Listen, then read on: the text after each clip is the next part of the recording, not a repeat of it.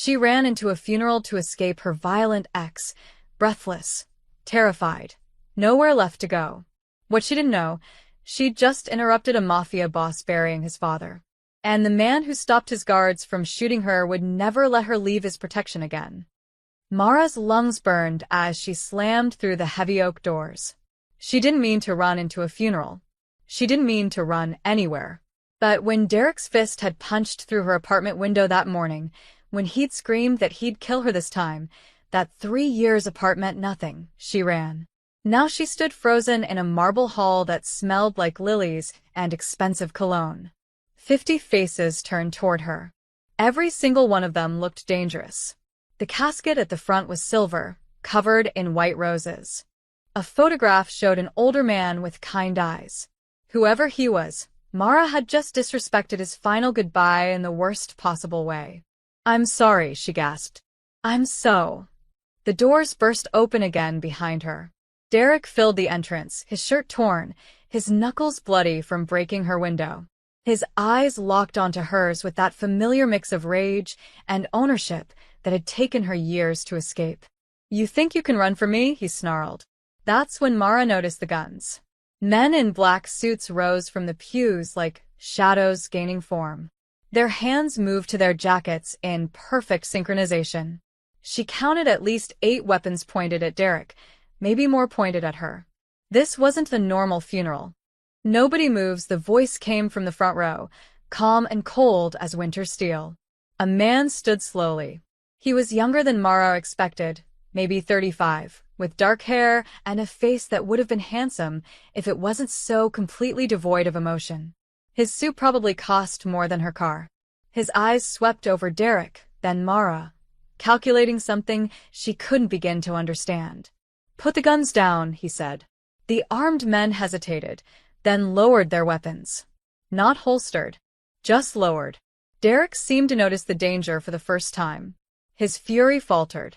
"I don't want trouble. That's my girlfriend." "She's confused," she ran. "I'm not your girlfriend," Mara said, her voice shaking. "We broke up 3 years ago. He won't leave me alone. Lying bitch." Derek lunged forward. He made it 2 steps before 4 men grabbed him. He thrashed and cursed, but they held him like he weighed nothing. One of them pressed a gun against Derek's temple, looking at the calm man for instruction. The man studied the scene with those cold eyes.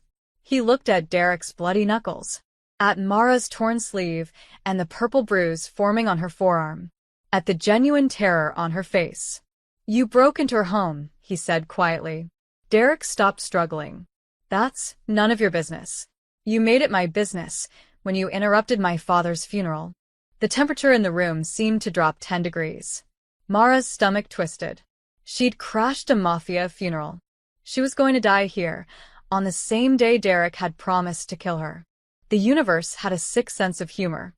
"Mr. Graves," one of the armed men said carefully. "Should we lock the doors?" Graves interrupted. "Nobody leaves until we understand what just happened." 2 men moved to secure the entrance. Others positioned themselves at side exits. Mara watched her escape routes disappear one by one. "Please," she whispered. "I didn't know. I was just running. I'll leave. I'll forget everything. You saw faces," Graves said, not unkindly. "You saw security. You saw me," he turned to Derek. "And you followed her here. Why?" "She's mine," Derek spat. 3 years, and she thinks she can just answer the question. "Why did you follow her to this specific location?" Something shifted in Derek's expression. A flicker of calculation that didn't match his earlier rage. Mara knew that look. She'd seen it dozens of times during their relationship, usually right before he lied to her about where he'd been or who he'd been with. "I saw her running," Derek said slowly. "I just followed. I didn't know what building this was." "You knew," Graves said. "This funeral was invitation only. The location was kept quiet. Yet you ran straight here, through a locked courtyard gate, past security cameras." He nodded to one of his men. "Check him." They searched Derek roughly, pulling items from his pockets. A wallet. Keys. A cell phone, expensive, newer than anything Mara remembered him owning.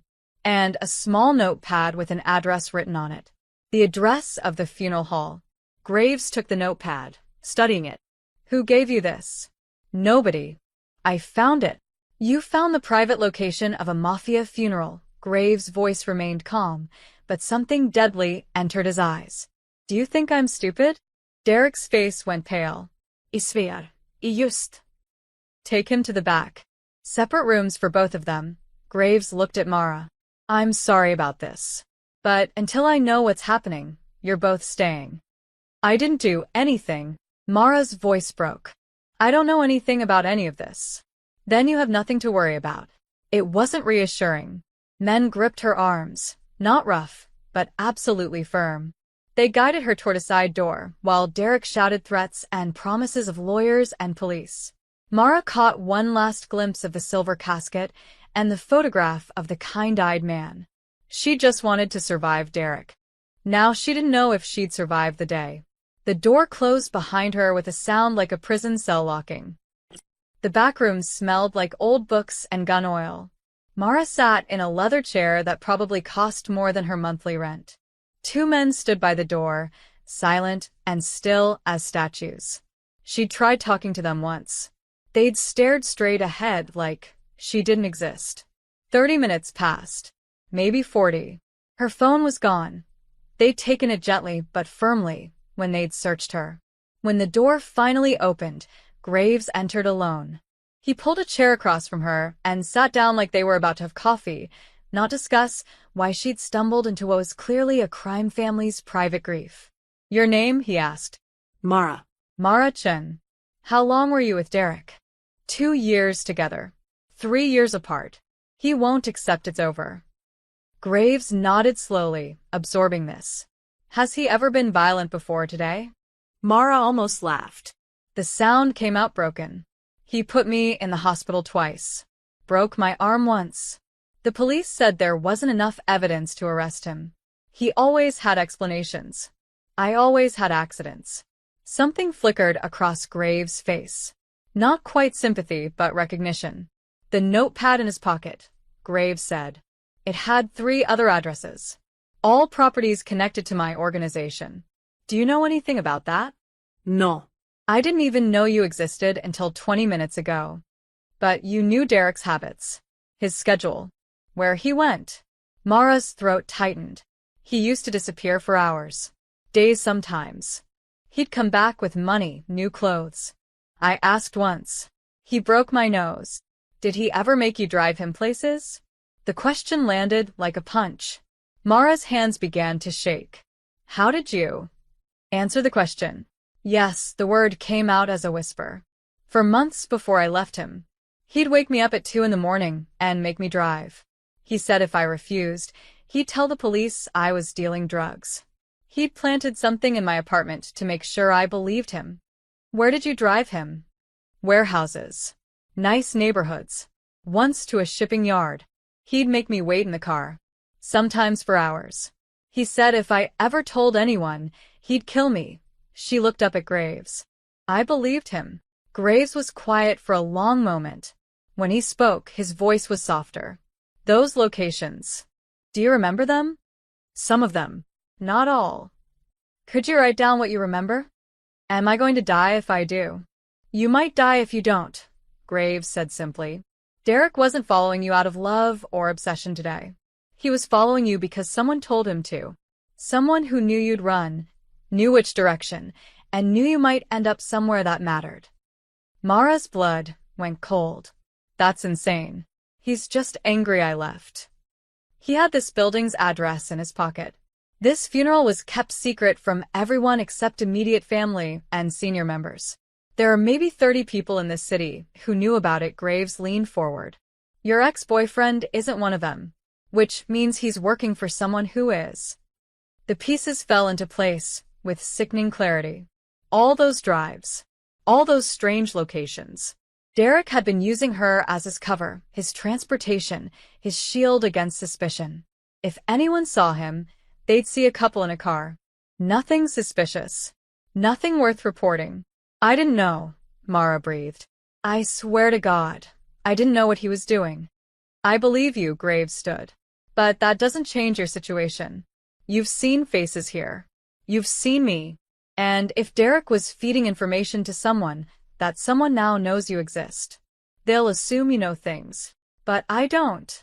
They don't know that. And they can't risk finding out. He moved toward the door. I'm going to talk to Derek now. If his story matches yours, we'll figure out what comes next. And if it doesn't. Graves paused, his hand on the doorknob. Then, at least one of you is lying. And I'll know which one before morning. He left. Mara sat frozen, her mind racing through every drive, every late-night trip, every time Derek had screamed at her to keep her eyes forward and her mouth shut. She'd thought he was paranoid, controlling, abusive. She'd never imagined he was a spy. The men by the door remained perfectly still, but Mara noticed one of them had shifted slightly. His hand rested near his weapon now. She wasn't a guest anymore. She was a witness. And witnesses, she was learning, didn't walk away from people like Leon Graves. Mara didn't sleep. They'd moved her to a different room around midnight, smaller, with a couch and a window that showed nothing but brick wall. A woman brought her food she couldn't eat and water she forced down to stop her hands from shaking. No one told her what was happening with Derek. At 3 a.m., Graves returned. He looked tired now, his tie loosened, his sleeves rolled up. There was a small cut on his knuckle that hadn't been there before. Derek's talking, he said without preamble. Not to me, to the police. Mara's stomach dropped. You called the police? I made a trade. Graves sat on the arm of a chair, looking at her carefully. There was an outstanding warrant for assault, a bar fight from 2 months ago. Anonymous tip led them to a motel on the east side. They found him in possession of stolen property. He'll be in holding for at least 48 hours. You framed him. I gave them someone they were already looking for. The evidence was real enough. Graves tilted his head. You should be relieved. He can't hurt you now. But Mara heard what he wasn't saying. For 48 hours. For 48 hours, Graves confirmed. After that, bail gets posted. He walks. And whoever he's working for will know exactly what happened here today. So, I'm still in danger. More than before. Graves stood, pacing to the window. Derek gave information to a man named Viktor Kozlov. Russian syndicate. Kozlov's been trying to move into my territory for 2 years. He's patient, careful, the kind of man who plants seeds and waits. Derek was a seed. Derek was a camera. He saw routes, schedules, security gaps. Every time you drove him, he was mapping my operation. Graves turned back to her. The funeral today? Kozlov knew about it. He probably planned for Derek to cause a scene, test our response time. What he didn't plan for was you running inside and exposing Derek as connected. Mara's head spun. This is insane. I just wanted him to leave me alone. I know, and for the first time, Graves sounded almost sympathetic. But you're involved now. Kozlov will assume you know things. He'll come looking. Then let me disappear. I'll leave the city, change my name. He has resources you can't imagine. Money, people, patience. Graves moved closer, his expression serious. If I let you go, you'll be dead within a week. Maybe less. So, what? I'm your prisoner? You're under my protection. There's a difference. Is there? Mara stood, anger finally breaking through her fear. You're keeping me here against my will. That's kidnapping. I'm keeping you alive. Graves' voice went cold. Derek listed 3 addresses in that notebook. All of them are safe houses for my people. Families, Mara. Children. If Kozlov has that information, they're all at risk. You're the only person who might remember other locations, other routes. I need you to help me find the leak before more people die. The weight of it crashed over her. Innocent people. Families who had nothing to do with her terrible choices in men. How long? She whispered. As long as it takes to secure those locations and eliminate the threat. Graves softened slightly. I won't hurt you. You'll have everything you need. But you can't leave. Not yet. And after? He was quiet for a moment. We'll discuss that when the time comes. It wasn't an answer. It was a postponement. Mara sank back onto the couch, exhaustion finally overwhelming fear. I don't even know what I'm supposed to remember. Tomorrow, we'll go through everything. Dates, times, landmarks. Anything you can recall. Graves moved toward the door. For tonight, try to rest. You're safe here. Am I? He paused, looking back at her with those calculating eyes. Safer than anywhere else you could be right now.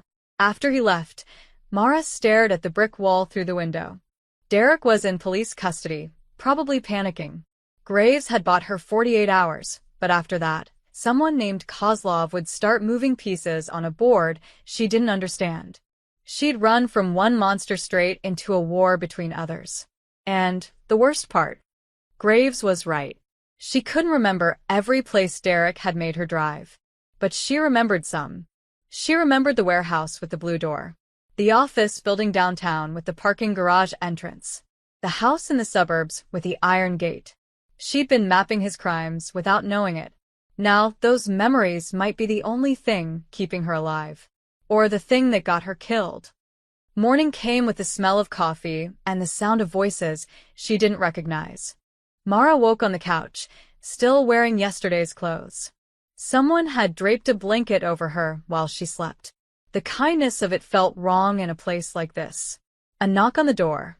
A different woman entered, older, professional, carrying a bag. Mr. Graves thought you might want fresh clothes. Showers through there. She pointed to a door Mara hadn't noticed. Breakfast in 20 minutes. The woman left before Mara could ask any questions. The shower was luxury, marble tile, multiple shower heads, water pressure that actually worked. Mara stood under the hot stream and tried not to think about how a Mafia safe house had better amenities than her apartment. The clothes fit perfectly. Jeans, a soft sweater, new shoes. Someone had guessed her size exactly. That was somehow more terrifying than the guns.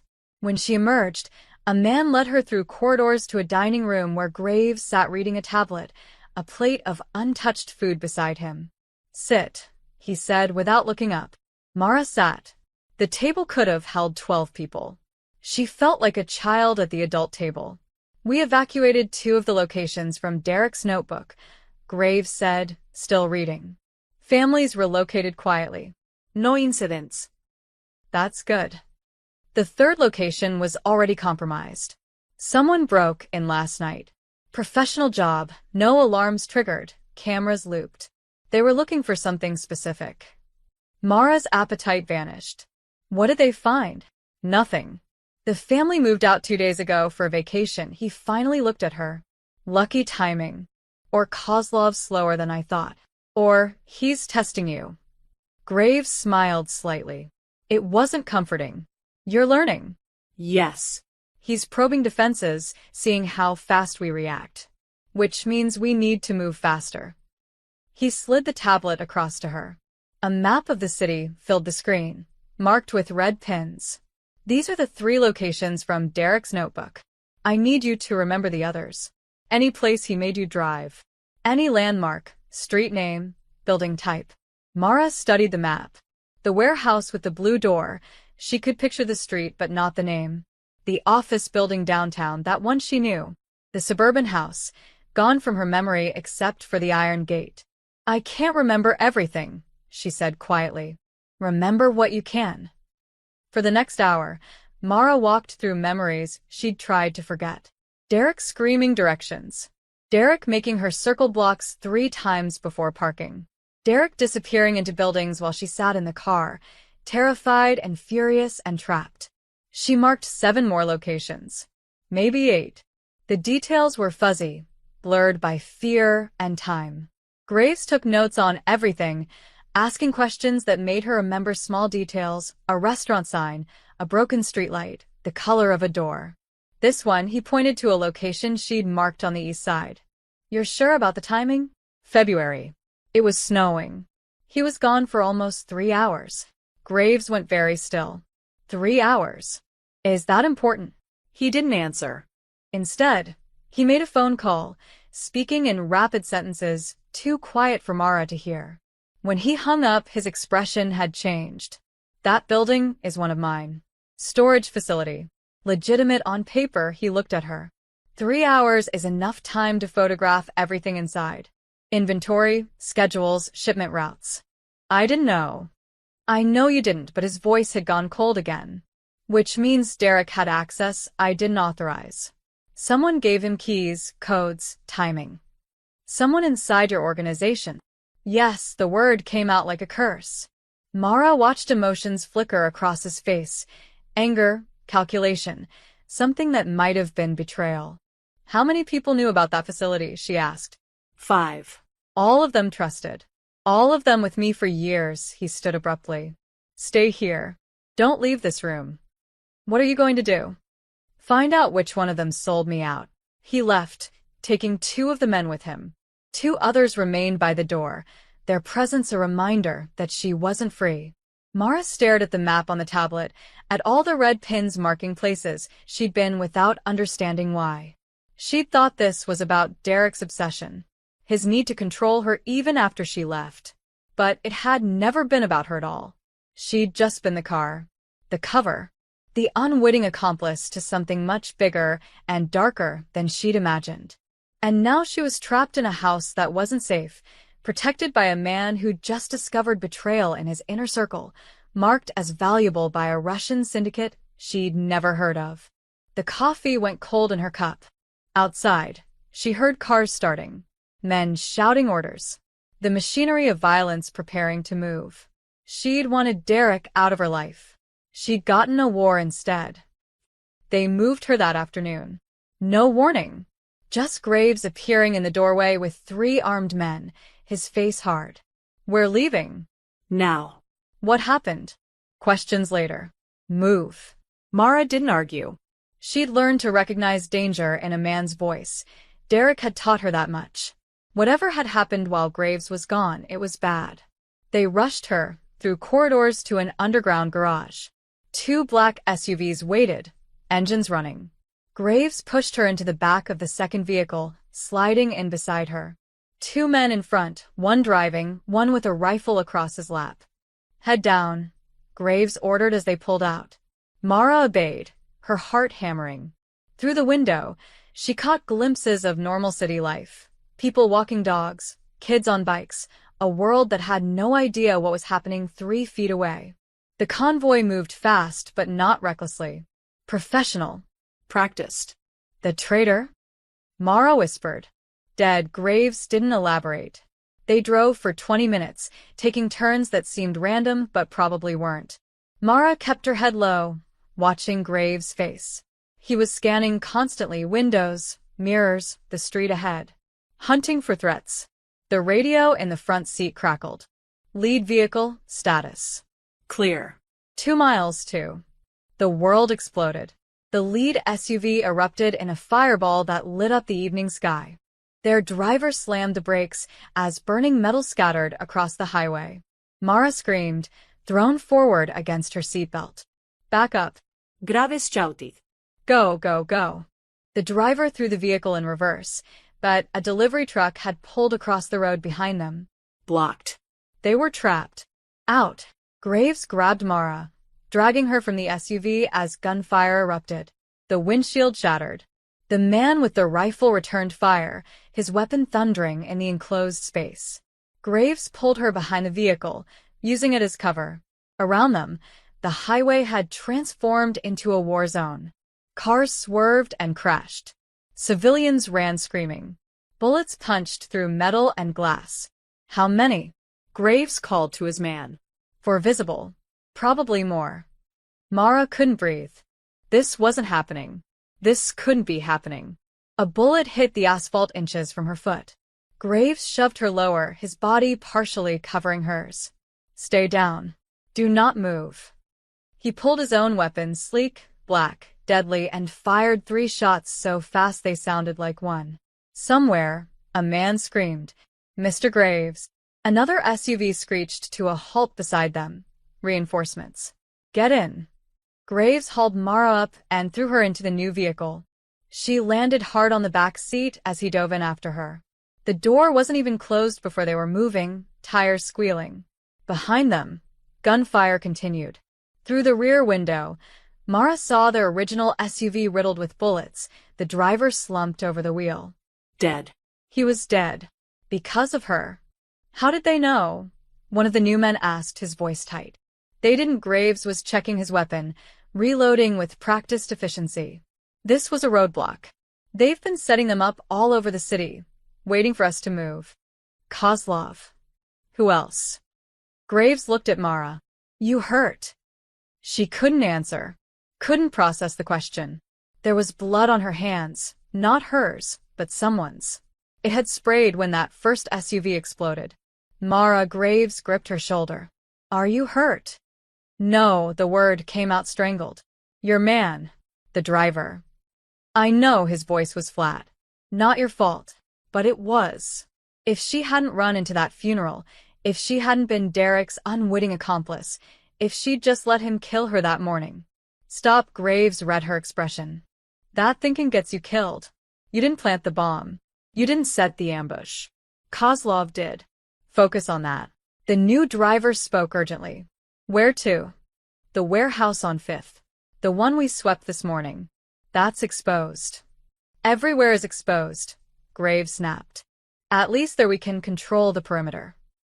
They drove in tense silence, taking a route so convoluted Mara lost track after the 7th turn. Graves kept his weapon ready, his eyes never stopping their scan of potential threats. They want me alive, Mara said suddenly. You said that. They blocked the road, not destroyed it. They could have blown up both vehicles. Graves looked at her with something like respect. Yes. They want you alive. Why? Because they think you know more than you do. Or because they want to use you to get to me. He checked his phone, frowning at whatever message appeared. Either way, you're valuable, which makes you dangerous to everyone, including yourself. I didn't ask for this. No one ever does. The warehouse appeared ahead, concrete and steel, industrial and anonymous. Men with weapons were already positioned on the roof, at the doors in the shadows. An armed fortress that had been someone's storage facility that morning. As they pulled inside, Graves turned to her one last time. This is real now. No more safe houses, no more illusions of protection. Kozlov declared war the moment he blew up that SUV. His eyes were cold and clear. People are going to die before this ends. Maybe me, maybe you.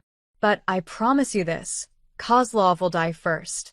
It wasn't comfort, but somehow, it steadied her. The warehouse was freezing. Mara sat on a metal folding chair in what used to be an office, wrapped in someone's jacket that smelled like cigarettes and cologne. Through the grimy window, she watched Graves' men move with military precision, checking weapons, positioning vehicles, setting up what looked like surveillance equipment. Preparing for a siege. Graves had disappeared into another room with his phone pressed to his ear, his voice too low to hear, but his body language screaming fury. Hours passed. Maybe 3. Maybe 5. Time felt broken. When Graves finally returned, he looked like he'd aged a decade. He carried a laptop and a thick folder, dropping both on the desk between them. I need everything, he said without preamble. Every drive with Derek. Every detail you can remember, no matter how small. I already told you. Tell me again. Dates, times, weather, what you were wearing, what he said, how long he was gone. Graves opened the laptop, pulling up a calendar. Start from the beginning. When did the drive start? Mara's exhaustion made her bold. Why? What did you find? Answer the question. No, she met his eyes. I'm not a tool you can use without explaining why. People died today because of information I gave you. I deserve to know what's happening. For a moment, she thought he'd refuse. Then something shifted in his expression, calculation giving way to something almost like respect. The traitor in my organization wasn't selling information, Graves said quietly. He was trading it. Kozlov gave him access to territory, let him operate independently. In exchange, he fed Kozlov everything about my movements, my security, my people. And Derek was part of that. Derek was the proof. Graves pulled up a photo on the laptop, surveillance footage of Derek entering a building, time-stamped 6 months ago. This is Kozlov's front company. Derek met with him personally. Multiple times. Mara's stomach turned. He was working directly with Kozlov for at least 8 months. Maybe longer. Graves pulled up more photos. Derek with men she didn't recognize. Derek accepting envelopes. Derek photographing documents. You weren't just his driver. You were his alibi. Anytime someone asked where he was, he could say he was with his girlfriend. Normal. Innocent. I was his cover story. You were his shield. Graves closed the laptop. But here's what doesn't make sense. The timeline is wrong. What do you mean? You left Derek 3 years ago. But these meetings with Kozlov started 8 months ago. He was using someone else's cover before you. Graves leaned forward. Who did Derek date after you? Mara's mind raced back. She'd avoided all information about Derek after leaving, blocked his social media, deleted his number. But she'd heard things. Rumors from mutual friends she'd since cut off. Sarah something. A waitress, I think. She lasted maybe 6 months. What happened to her? I don't know. I heard they broke up. Mara's blood went cold. Why? Graves opened the folder, pulling out a newspaper clipping. Missing woman, reported 3 months ago. Sarah Jennings, age 26, last seen leaving her apartment. The photo showed a smiling woman with red hair and kind eyes. Oh God, Mara whispered. We found her name in the trader's records. She drove Derek to 2 of the same locations you did. Then she disappeared. Graves' voice was gentle but firm. You weren't the first, Mara. You were the replacement. The room spun. Mara gripped the edge of the desk, trying to breathe. They killed her, she said. When she became a liability, they killed her. We don't know that for certain. But yes. Probably. And they'll kill me. Not if I find them first. Graves pulled the laptop back toward him. Which is why I need every detail. Sarah's drives overlapped with yours for 2 months, February and March, 3 years ago. If we can map where she went and where you went, we can find patterns. Locations Kozlov uses repeatedly. Places he thinks are secure. Mara's hands shook. I can't remember everything. Remember what you can. So she did. For the next 2 hours, Mara dragged herself through memories that tasted like bile. The drive in February where Derek had slapped her for asking questions. The March night where he'd made her wait outside a warehouse for 4 hours in the rain. The April morning where he'd come back to the car with scratches on his face and blood on his knuckles. Graves took notes on everything, cross-referencing with maps, with surveillance photos, with records from his trader's files. Slowly, a pattern emerged. He was taking you to meet sites, Graves said, staring at the map. Places Kozlov was considering for operations. Derek would photograph, report back, and Kozlov would decide if they were viable. So, every place I drove him is a potential location for Kozlov's operation now. Graves stood. Which means we have a map of his entire network. He doesn't know we have it. He thinks his trader died before talking. Did he? Graves smiled, cold and sharp as a knife. Eventually, Mara should have been horrified. Instead, she felt something darker. Relief. What now? She asked. Now we use what you remember to burn Kozlov's empire to the ground. Graves moved toward the door. And hope he doesn't kill us first. The war started quietly. Over the next 24 hours, Graves moved like a surgeon cutting out infection. Mara watched from her corner of the warehouse as reports came in, locations raided, assets seized, Kozlov's people arrested on charges that seemed to materialize from nowhere. Graves had connections in the police. That much became clear. East Side warehouse is clear, one of his men reported. Found 50 kilos of product. Narcotics division is already on site. Graves barely looked up from his phone. Good. What about the shipping container? Emptied. Whatever was there, they moved it yesterday. They're running. Graves smiled without humor. Good. Scared people make mistakes. But Kozlov wasn't the only one feeling pressure. By the second day, police presence in the city had tripled. News reports talked about a gang war and organized crime crackdown. Helicopters circled overhead. Checkpoints appeared on major roads. The city was tightening like a noose. This is bad, one of Graves' men muttered, watching the news. Too much attention. It's temporary, Graves said. but he looked worried.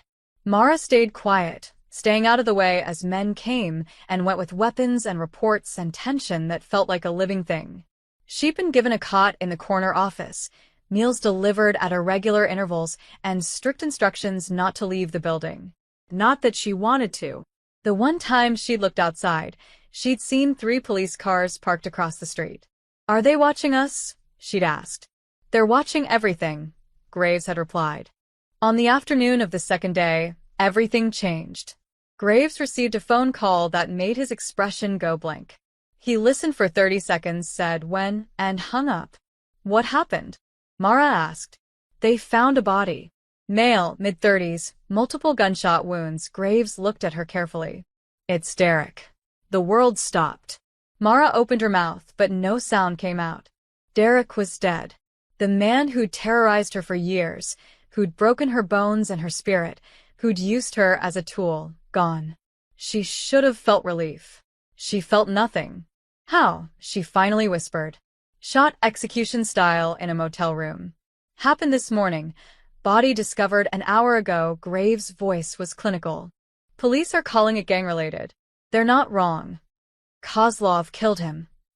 Kozlov cleaned up a loose end. Derek was in police custody when we moved you. Someone posted bail, walked him out, and put a bullet in his head before he could talk more." Graves sat down across from her. "The police are going to want to question you." Mara's blood went cold. What? Why? "You're his ex-girlfriend. You were seen fleeing from him. Now he's dead, and you've disappeared." Graves leaned forward. "They're going to assume I killed him to protect you." "Did you?" No. "I had no reason to. He was neutralized in custody, and I needed him alive to testify against Kozlov eventually." Graves rubbed his face, tired. "But the police don't know that. All they see is a dead man connected to a woman who vanished during a gang war. So, I'm a suspect. You're a missing person who looks like a victim or an accomplice.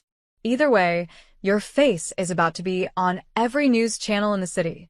As if on cue, one of Graves' men turned up the volume on the television. Mara's driver's license photo filled the screen. "Seeking information on Mara Chen, age 28, last seen 3 days ago. Police say she may have information about several ongoing investigations. Anyone with information should contact." Graves muted it. "They're calling you a person of interest, not a suspect. Yet. What's the difference?"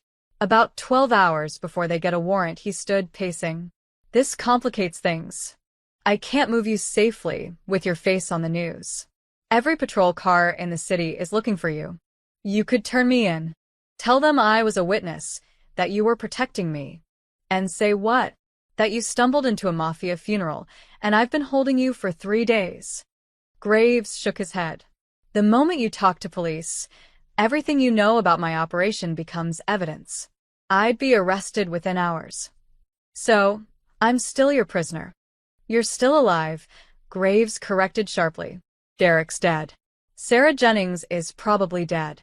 You think the police can protect you better than I can."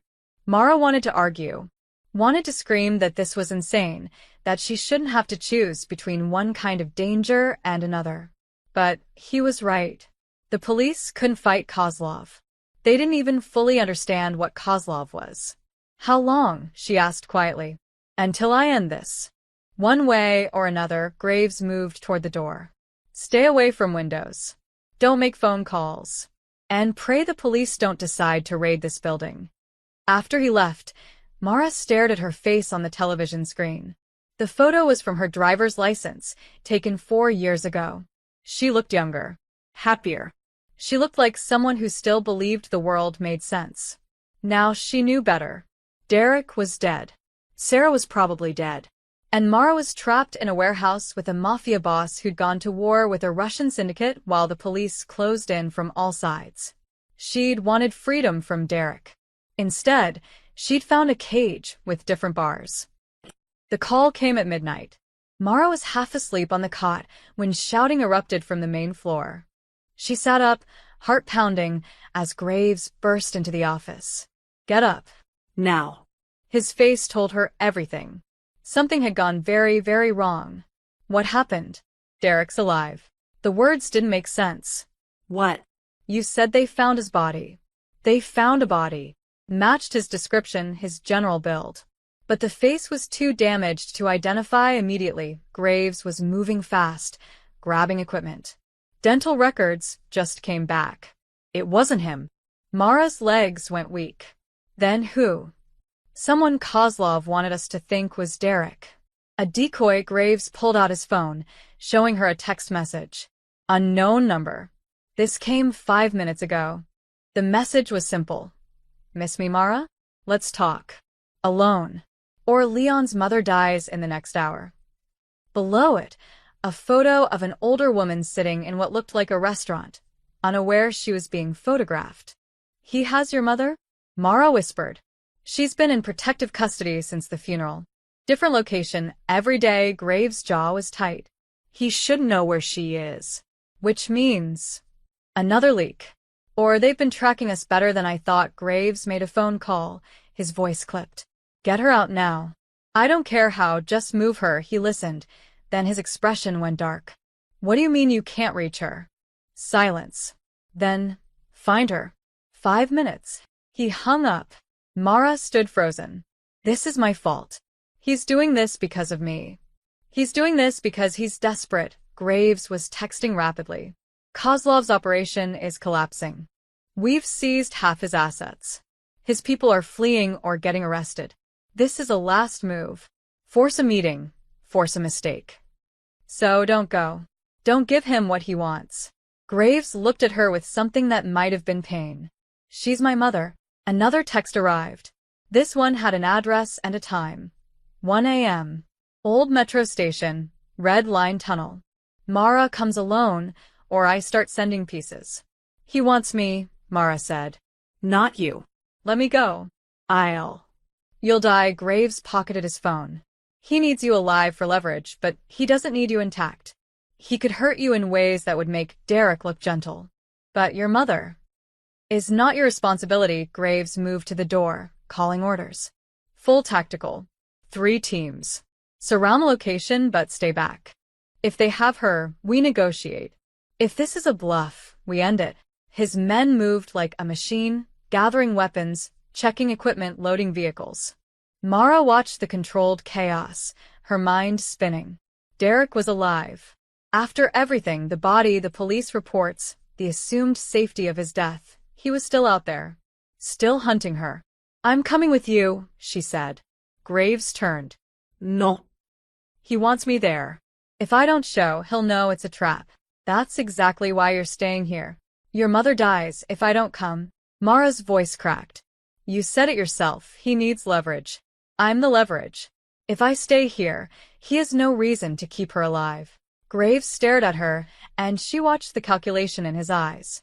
The cold math of criminal strategy, weighing lives and odds. If you come, you follow my orders exactly, he finally said. You don't speak unless I tell you.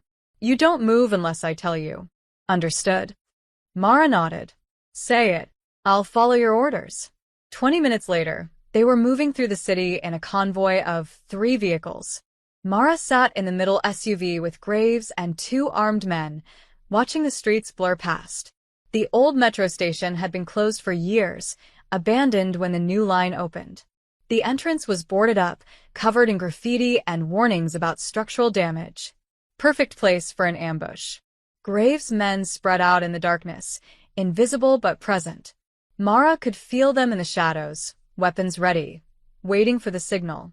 Stay behind me, Graves murmured. If shooting starts, you run. Don't look back. They descended into the tunnel. The air was thick with mold and decay. Emergency lights still functioned, casting everything in sickly yellow. Water dripped somewhere in the darkness. Then she saw him.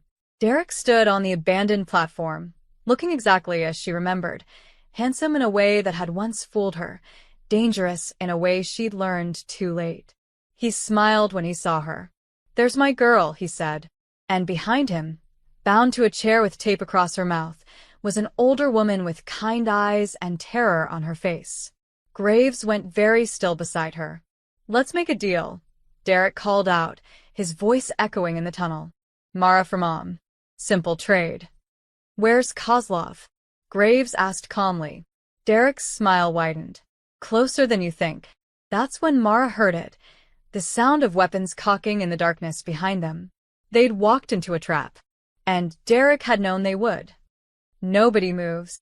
Kozlov's voice came from the shadows above them, echoing through the tunnel. Mara looked up and saw him standing on the catwalk, a man in his 50s with silver hair and a face like carved stone. 5 armed men flanked him. Graves' hand moved toward his weapon. I wouldn't, Kozlov said pleasantly. My men have excellent aim in the dark, and I'd hate for your mother to watch you die. Graves froze. Around them, Mara sensed his men in the shadows, trapped in the same calculation. Fire now, and civilians die. Wait, and maybe everyone dies. Derek laughed from the platform. Told you he'd come. Predictable. Shut up, Kozlov said without looking at him. His eyes were fixed on Graves. You've cost me considerable money this week, Leon. Warehouse, shipment, personnel. Very inconvenient. Should have stayed out of my territory, Graves replied evenly.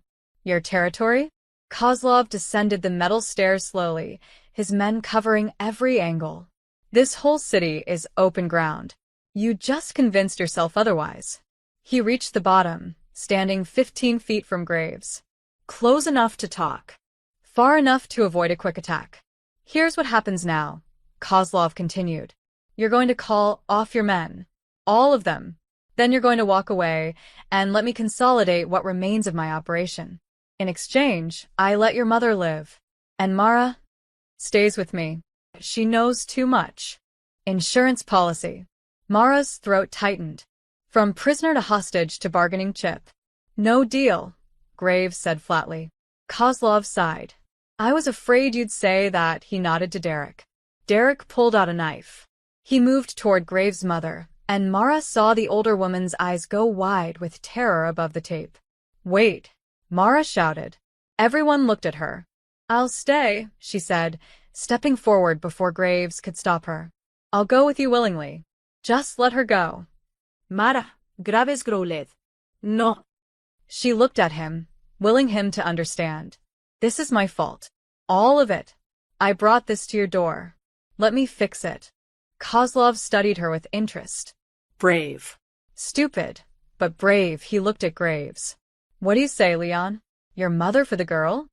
Graves' expression was unreadable, but Mara saw his hand signal, subtle, barely a movement. His men, in the darkness, shifted position. He was buying time. If I give you Mara, you'll kill my mother anyway, Graves said. You need leverage over me. She's worth more alive. True, Kozlov admitted. But Derek here has been very insistent about his personal interest in Mara, and I find his enthusiasm useful. Man who wants something badly enough will do anything. Derek grinned, twirling the knife. 3 years I've waited. 3 years of her thinking she could just walk away from me. You used me, Mara said, anger cutting through fear. I was never your girlfriend. I was your cover. You were mine. Derek's face twisted with something ugly. You still are. And when Kozlov's done with you, I get what's left. Charming, Graves mattered. Then louder. Counter-offer. You walk away now, leave the city, and I don't hunt you down like the dog you are. Kozlov laughed. Bold. But you're surrounded. Your mother is seconds from death, and your little witness is about to become mine. What exactly is your leverage? This. Graves pulled something from his pocket, a flash drive. Every transaction Derek recorded for you. Every location he photographed. Every conversation he overheard. All backed up and ready to send to the FBI. He held it up. Plus testimony from your trader before he died. Names, dates, account numbers. Kozlov's expression flickered. Bluff. Test me, Graves' voice was ice. I press send right now, and by morning, federal agents are kicking down every door you own. Or you walk away, and we both pretend this war never happened. The tunnel went silent except for dripping water. Kozlov's eyes narrowed. You'd let me go? After everything? I'd let you run. There's a difference. Mara understood then. Graves didn't want peace. He wanted Kozlov scared and scattered, easier to hunt later. But Kozlov wasn't stupid. Derek, he said quietly. Kill the woman. Derek moved toward Graves' mother, raising the knife. 3 things happened at once. Graves' men opened fire from the shadows. Kozlov's men returned fire from the catwalk. And Mara ran, not away, but toward Derek, throwing herself between him and Graves' mother. The knife sliced across her arm as Derek tried to redirect. Pain exploded, hot and sharp. She screamed. Graves roared something and fired. Derek went down, blood blooming on his shoulder. Then someone grabbed Mara from behind, dragging her backward into the tunnel darkness. She fought, but the grip was iron. Got her, a voice shouted in Russian. Gunfire erupted everywhere. Mara couldn't see, couldn't breathe, couldn't think through the pain in her arm and the chaos around her. She heard Graves shouting her name, heard his mother screaming, heard Derek laughing, even wounded. Then she was shoved into a vehicle and they were moving, and the tunnel was disappearing behind them. She'd just been captured. And the war had only begun. The vehicle stopped after 15 minutes. Mara was dragged out roughly, her arms still bleeding from Derek's knife. They were at the docks. She could smell salt water and rotting fish, hear the creak of boats against piers. 2 of Kozlov's men pushed her into a warehouse. Bare concrete floors, rusted equipment, the kind of place where people disappeared and nobody asked questions. Kozlov entered a moment later, his silver hair perfect despite the firefight. Derek limped in behind him, one hand pressed against his bleeding shoulder, hatred burning in his eyes. Sit her down, Kozlov ordered. They shoved her into a metal chair. One man zip-tied her wrists behind her. Too tight. Her fingers immediately started going numb. Your boyfriend just made a very expensive mistake, Kozlov said to Mara, pulling up a crate to sit across from her. That flash drive he threatened me with? I need it. And you're going to help me get it. I don't know where it is, Mara said through gritted teeth. But Leon will trade it for you. Eventually, Kozlov lit a cigarette, studying her.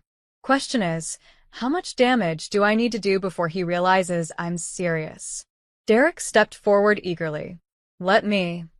No, Kozlov didn't look at him. You're too emotional. You'd kill her in 10 minutes and we'd lose our leverage. Derek's face twisted with frustration. I earned this. I brought you everything. You brought me a mess. Kozlov's voice went cold. Your obsession with this woman compromised half my operation. The only reason you're still breathing is because you're useful bait. He turned back to Mara. So, let's talk about what you remember from those drives. For the next hour, Kozlov questioned her. Different from Graves, no subtle calculation, just brutal efficiency. Every hesitation earned a slap. Every I don't remember earned worse. Mara's face swelled. Her ribs ached. The cut on her arm had stopped bleeding but burned like fire. She told him what she'd already told Graves. The warehouses, the office buildings, the suburban houses. Information that was already compromised, already useless.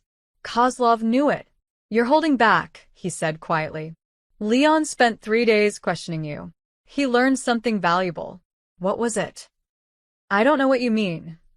The slap knocked her sideways, chair and all.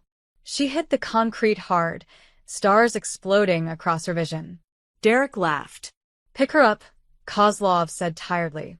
They righted the chair. Mara tasted blood, felt her consciousness wavering.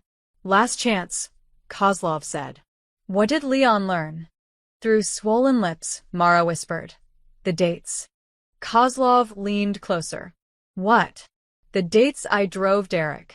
They matched. Matched when your operations started failing. When shipments went missing, she looked up at him through blurred vision. Leon figured out you had a second traitor. Someone higher up. Someone who knew about Derek and used him. It was a guess. A desperate attempt to buy time. But Kozlov's expression changed. Who? He demanded.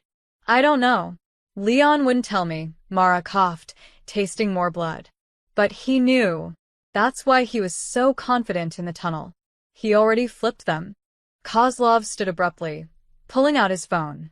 He spoke rapid Russian to someone, his voice sharp with suspicion.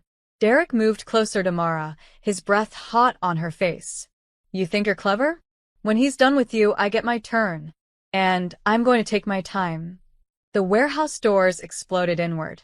Flash grenades detonated, white light and thunder. Mara squeezed her eyes shut, deaf and blind. Gunfire erupted. Men shouting. Bodies hitting the floor. Someone cut her zip ties. Strong hands pulled her up, and she heard Graves' voice. I've got you. Move. She couldn't see, couldn't hear properly, but she ran. Graves half carried her through smoke and chaos, out a side door into cold night air. Behind them, the gunfight continued. Screaming. More gunfire. An explosion that shook the ground. Graves shoved her into an SUV and climbed in after her, shouting to the driver. Go. They peeled away from the docks. Through the rear window, Mara saw the warehouse burning, flames climbing into the night sky. Police sirens wailed in the distance, getting closer. Your mother? Mara managed to ask. Safe. We got her out during the firefight. Graves was checking her injuries, his face grim. You're a mess. How did you find me? Tracker in your shoe. Had it put there the first night. He pulled out medical supplies, cleaning the knife wound on her arm with practiced efficiency.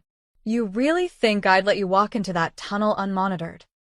You used me as bait. I used everyone as bait. Including myself. He wrapped her arm tightly. Kozlov wanted that flash drive. Now he's trapped in a burning warehouse with police surrounding the entire dock. It's over. Derek. If he's smart, he's already running. If he's not, he's dead. Graves met her eyes. Either way, he can't touch you now. Mara slumped back, exhaustion and pain crashing over her. The war was over. But she didn't feel like she'd won. She felt like she'd survived. And survival, she was learning, came with scars that never fully healed. They didn't take her to a hospital. Too many questions, Graves explained. Too many police looking for her. Instead, they drove to a private clinic where a doctor asked nothing and treated everything. 16 stitches in her arm. Bruised ribs taped. Painkillers that made the world soft and distant. Mara slept for 12 hours. When she woke, she was in a bedroom she didn't recognize. Clean, modest, sunlight streaming through unfamiliar windows. Her clothes had been changed. Her wounds were freshly dressed. Graves sat in a chair by the door, watching her. Where am I? Her voice came out raspy. Safe house. Real one this time. 40 miles outside the city, he stood, moving to pour water from a pitcher. How do you feel? Like I got hit by a truck. Close enough, he handed her the glass. The docks burned for 3 hours. Fire department found 4 bodies. Kozlov wasn't one of them. Mara's hand shook, water sloshing. He escaped. Through a drainage tunnel. My men lost him in the industrial district. Graves' expression was carefully neutral. Police arrested 6 of his people. Found enough evidence to connect them to trafficking, racketeering, murder. Federal prosecutors are already building cases. But Kozlov's gone.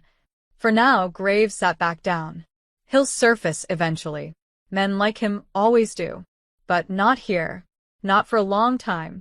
He lost everything, his operation, his people, his territory. He's a ghost running from shadows now. And Derek.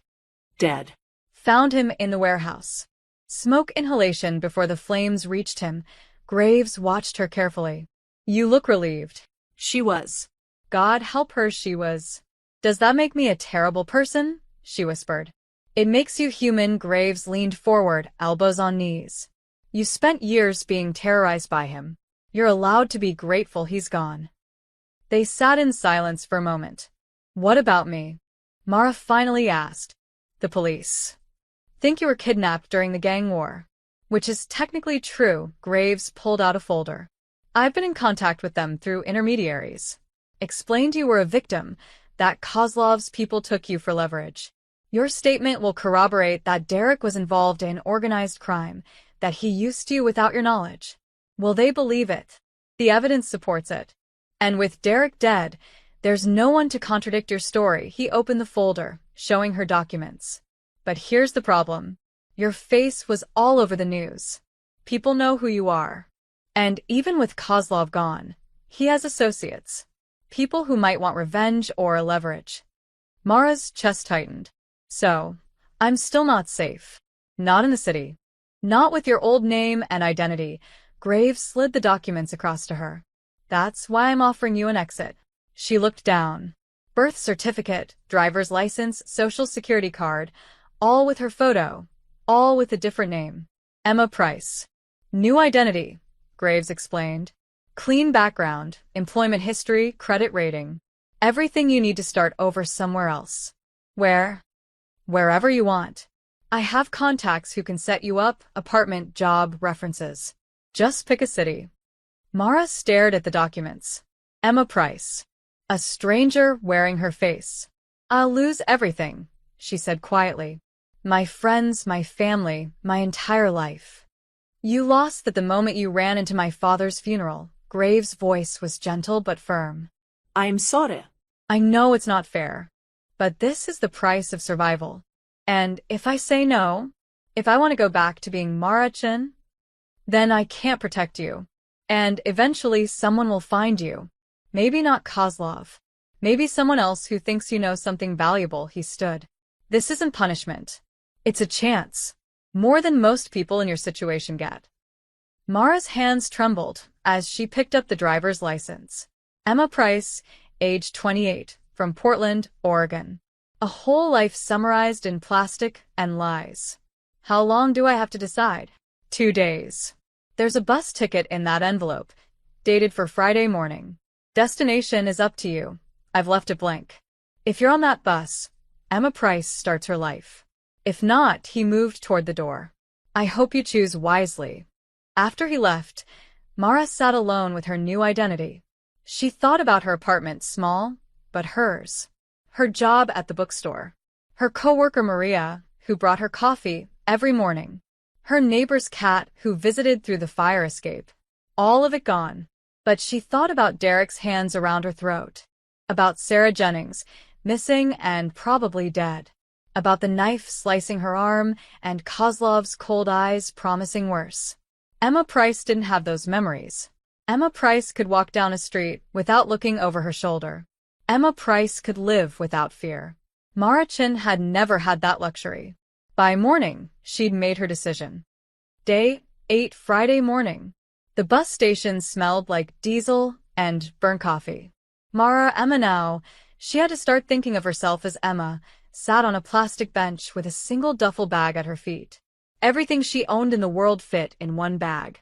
Graves had given her cash, enough to last 6 months if she was careful. After that, she was on her own. The departure board flickered. Her bus left in 20 minutes. Destination, Asheville, North Carolina. She'd picked it randomly from a map, looking for somewhere small enough to disappear, big enough to find work. A place where nobody knew Mara Chen or cared about gang wars in a city 4 states away. Thought you might need this. Mara jumped. Graves stood beside her bench, holding a paper cup of coffee. You shouldn't be here, she said, taking the cup anyway. Someone might see. I'm careful, he sat down, maintaining distance. Professional to the end. Your bus on time? 10 minutes now. They sat in silence, watching travelers drag luggage and families say goodbye. Normal people living normal lives, unaware of the violence that swirled just beneath the surface of their ordinary world. Did they ever find Kozlov? Mara asked. Not yet. But we will. Graves stared straight ahead. These things take time. He'll make a mistake eventually. Contact the wrong person, show up in the wrong place. And when he does, I'll be waiting. What about your mother? Is she safe? Moved her to Europe. Switzerland. She always wanted to see the Alps. A small smile crossed his face. She thinks I'm an import-export. Technically true. Technically, he looked at her then, really looked at her. You did well. Most people would have broken. I almost did. Multiple times. But you didn't. You stayed smart, stayed alive. That counts for something. He pulled an envelope from his jacket. This is for you. Don't open it until you're settled. Mara took it, feeling the weight. Money, probably. More than he'd already given her. "Why are you helping me?" she asked. "You could have just let me go." Told the police whatever story worked. Graves was quiet for a moment. "My father, the man whose funeral you interrupted, he always said we're responsible for the chaos we create. You didn't ask to be part of this. You were just trying to escape a bad situation. The fact that it intersected with my world," he shook his head. "You deserved better." "So, did Sarah Jennings?" Yes. She did. Pain flickered across his face. "We found her, by the way, after we took down Kozlov's operation. She was buried in a construction site, been there for months. Her family finally has closure, at least." Mara's throat tightened.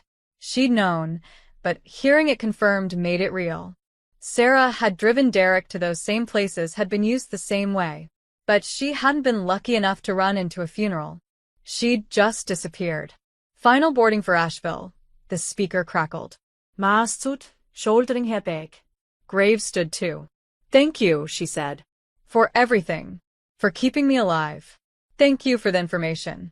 You saved more lives than you know," he extended his hand. "Good luck, Emma Price." She shook it, his grip firm and brief. Then she walked toward the gate. "Mara." She turned. "Don't look back," Graves said quietly. "Whatever happens in this city, whatever you hear on the news, don't come back. Don't call. Don't reach out. Emma Price has no connection to any of this. Keep it that way." She nodded, understanding. Mara Chin died the moment she ran through those funeral doors. Emma Price was who survived. The bus was half empty. She took a window seat near the back, watching the station recede as they pulled away. Graves stood on the platform, hands in his pockets, watching until the bus turned a corner and he disappeared from view. 3 hours later, Mara opened the envelope. Inside was $5,000 in cash and a note in neat handwriting. "Everyone deserves a second chance.